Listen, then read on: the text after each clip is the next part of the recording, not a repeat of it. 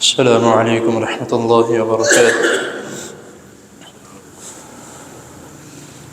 ان الحمد للہ والصلاة والسلام علی رسول اللہ، اما بعد، احسن الکلام کلام اللہ واحسن الہدی ہدی محمد صلی اللہ علیہ وسلم۔ ذات محترم، زکوٰۃ کے احکام و مسائل آپ کے سامنے اختصار کے ساتھ بیان کیے جا رہے ہیں۔ پچھلی نشست میں اسلام کے 5 بنیادی ارکان جو آپ کے سامنے بیان کیے گئے تھے، اور اس میں سے جو موضوع کے مطابق ہے اس کی تھوڑی سی تفصیل بیان کی گئی تھی، اور ساتھ یہ بھی بتایا گیا تھا کہ اس میں سے کون سے ارکان جو ہر مسلمان پر فرض ہیں اور کون سے 2 ارکان جو صاحب نصاب پر فرض ہیں۔ تو دوستوں نے کہا کہ ایک اور جو ان ارکان میں سے ایک ایسا فرض جو کہ صاحب صحت کے لیے ہے، رمضان کے روزے جو کہ انشاءاللہ تعالی چند 2 ماہ بعد آنے لگے ہیں۔ اللہ تعالی ہمیں خیر و عافیت سے صحت کے ساتھ اور رمضان کے روزے رکھنے کی اللہ میں توفیق عطا فرمائے۔ تو یہ ان لوگوں پر لازم ہے جن کو اللہ رب العزت نے مکمل صحت دی ہے، جن کی طبیعت کچھ ناساز رہتی ہے، یا وہ رکھ نہیں سکتے، یا اللہ نہ کرے اس موقع پر بیمار ہو جائیں۔ اگر بیماری کچھ وقت کے لیے ہے تو بعد میں اس کی قضا پوری کر لیں، لیکن اگر بیماری ایسی ہے جو کہ بہت دیر سے چلی آ رہی ہے اور ختم ہونے کا نام نہیں لے رہی، تو اس وجہ سے روزے نہیں رکھے جاتے، تو ان کے لیے فدیہ ہے۔ تو یہ ایک قسم کا جو ہے وہ، جس طرح حدیث میں آتا ہے کہ جو شخص قرآن مجید پڑھتا ہے لیکن رک رک کے پڑھتا ہے، اس کی زبان توتلی ہے یا تھتلاتی ہے، لیکن وہ پھر بھی کوشش کرتا ہے بار بار پڑھنے کی، تو اس کے لیے دوہرا اجر ہے۔ ایک شخص قرآن مجید پڑھتا ہے، اچھی آواز میں بہترین لہجے کے ساتھ پڑھتا ہے، تو اس کے لیے قرآن پڑھنے کا ثواب ہے۔ تو میں یہ سمجھتا ہوں کہ جس طرح کی یہ روزے ہیں، ایک شخص اس کا بہت شوق ہے لیکن وہ اپنی بیماری کی وجہ سے نہیں رکھ سکتا، تو اس کے لیے بھی دوہرا اجر ہے، ایک اس کی نیت کا اور ایک وہ دوسروں کو رکھوا رہا ہے اس کا۔ تو خیر، یہ ایک اور جو تھا اس کے متعلق میں نے بتانا تھا۔ آج کا جو ہمارا مین سبق ہے کہ زکوٰۃ کے متعلق، کہ جب نبی کریم صلی اللہ علیہ وسلم کی وفات مبارک ہو گئی، زکوٰۃ کی اہمیت کے متعلق، فرضیت کے متعلق بات کی جا رہی ہے۔ تو آج جو ہے وہ اس طرح کا عمل کرنے والا کوئی نہیں ہے۔ اس وقت ڈھانٹ ڈپٹ ہوتی تھی، یہاں تک کہ جنگ کی بات کر دی جاتی تھی جو زکوٰۃ کو روک لیتا تھا۔ حضرت ابو ہریرہ رضی اللہ تعالی عنہ وہ بیان کرتے ہیں کہ جب نبی کریم صلی اللہ علیہ وسلم کی وفات مبارک ہو گئی، تو اس وقت کچھ لوگوں نے زکوٰۃ دینا بند کر دی۔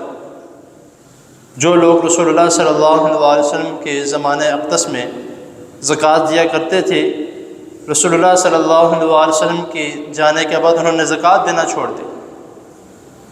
تو ابو بکر رضی اللہ تعالیٰ عنہ کا خلافت آئی، تو انہوں نے کہا کہ میں ان لوگوں کے خلاف جنگ کروں گا جو زکوٰۃ دینے سے اپنے ہاتھوں کو روک رہے ہیں۔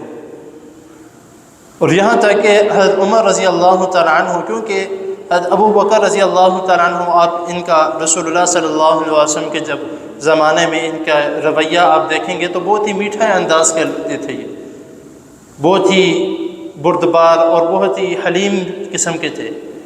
اور اسی کے برعکس حضرت عمر رضی اللہ تعالیٰ عنہ بہت جوش والے تھے، اور فوراً کچھ نہ کچھ کر دینے والے تھے، لیکن جب خلافت کی باری آئی تو حضرت ابوبکر رضی اللہ تعالیٰ عنہ کے متعلق آتا ہے کہ وہ سخت ہو گئے تھے کہ یہ عمل کرنے والا ہے، یہ لازمی کرنے والا ہے، اس عمل سے رکنا ہے تو لازمی رکنا ہے۔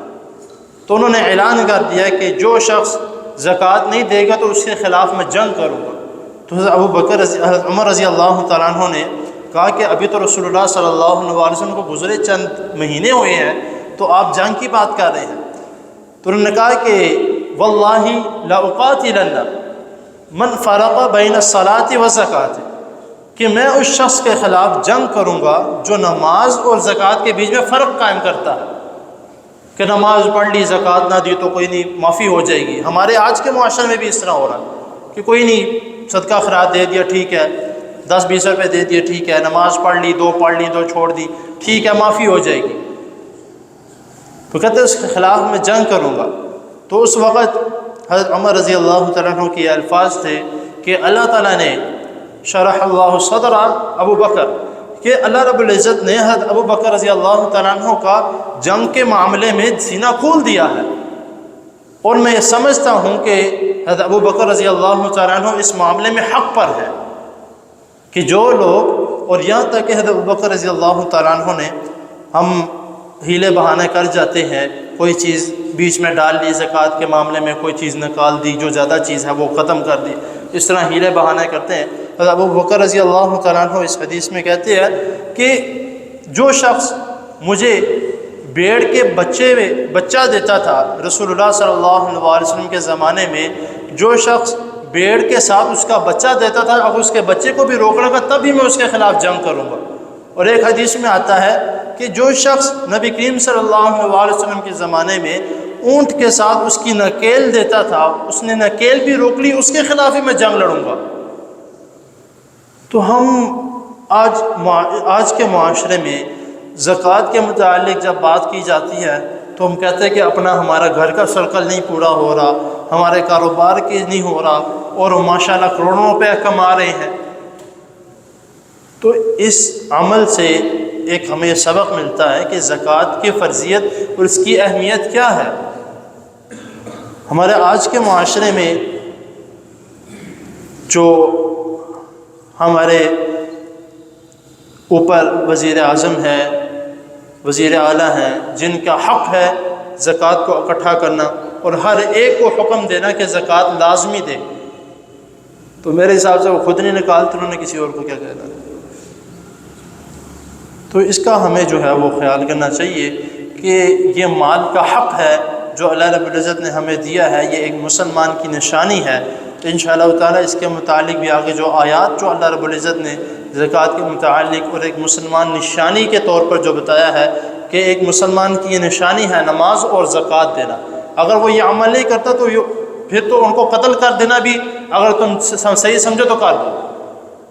آیات ہیں، میں اپنی طرف سے نہیں کہہ رہا، نعوذ باللہ، یہ آیات ہیں۔ تو اس کا ہمیں خیال کرنا چاہیے۔ زکوٰۃ جو ہمارے ذمے ہے وہ لازمی دینی چاہیے۔ اللہ تعالیٰ نے توفیق دی ہے، تو میں نے پہلے بھی کہا تھا اگر اللہ تعالیٰ نے ہمیں زکوٰۃ دینے کی توفیق دی ہے تو ہمیں کروڑوں بار الحمدللہ شکر ادا کرنے کی توفیق اللہ ہمیں دے، اور ہمیں کرنی چاہیے کہ ہم ان لوگوں سے بہتر ہیں جو زکوٰۃ لینے والے ہیں۔